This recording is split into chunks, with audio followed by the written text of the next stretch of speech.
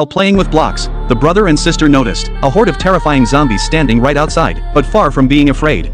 They pretended not to see anything. After all, this was the 6th year since the zombie virus outbreak, and most of the world had been overrun by zombies. Only the siblings' villa remained unbreached. As for the zombies that gathered outside every night, the siblings had long since grown accustomed to them. After all, their floor-to-ceiling windows were made of bulletproof glass. The zombies outside simply couldn't get in. Moreover, in this post-apocalyptic world, the brother had honed exceptional survival skills. Every morning, he would set traps in the vicinity to capture the zombies attempting to attack them. But in this post-apocalyptic world where supplies are king, the most terrifying threat comes from that 1% of survivors living in this well-stocked villa.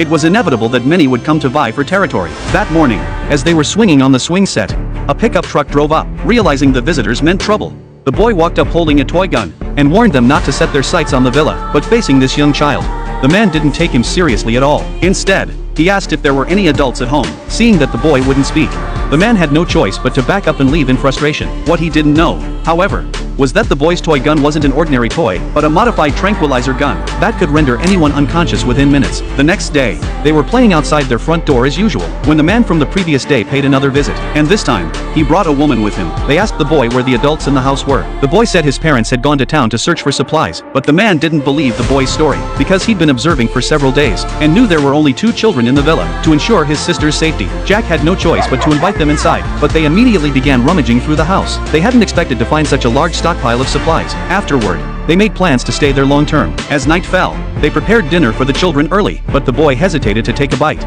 fearing they might have poisoned the food. The man then asked Jack why he wasn't eating, but Jack replied with a strange remark. It will be over before you know it.